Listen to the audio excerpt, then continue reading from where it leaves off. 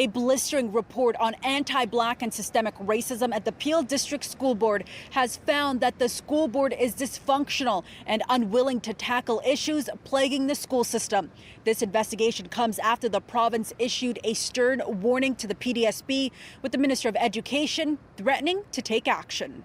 There are calls to remove key leaders in the Peel District School Board, the Director of Education, the board's chair and the vice chair, following a scathing report that shows there's deep division in the PDSB. These trustees need to go. There's no way you can come back from this report in 2 weeks to give the minister a different kind of analysis about the problem. In recent years, parents, teachers, and over 24 advocacy groups have raised concerns around anti-Black and Indigenous racism and Islamophobia across the school board. Black students matter, including a 6-year-old Black student being handcuffed and shackled at her school by police back in 2016. The Ontario Human Rights Tribunal ruled race was a factor.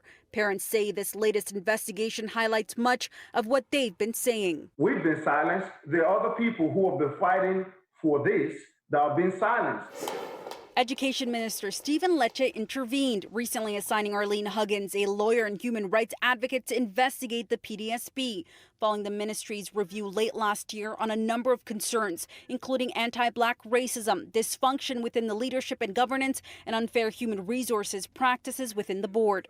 That resulted in this 26-page report. Huggins noted that the board failed to follow a number of directives. One of the findings, that there's no evidence the board is prioritizing rebuilding its broken relationship with the Black community, failing to develop an anti-racism policy, and, quote, no evidence that the board has a willingness to engage in the necessary work to gain such an understanding, nor does the board understand the urgency of the need to do so. What is concerning is how this can still be going on.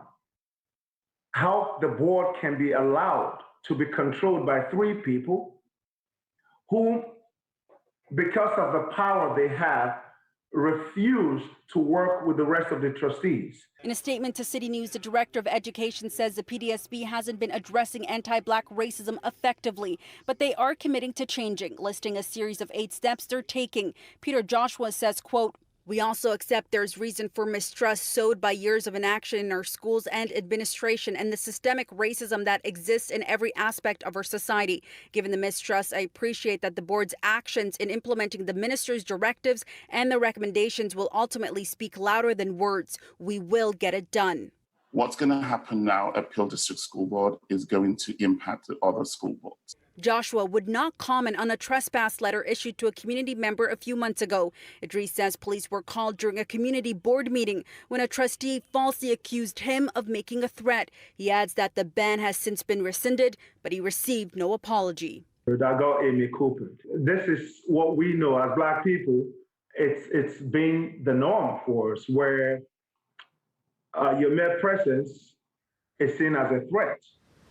A march for justice is scheduled to take place on Wednesday afternoon in protest of anti-Black racism in the community, including at the Peel District School Board, where the rally is scheduled to end. At Queen's Park, I'm Faiza Amin for City News.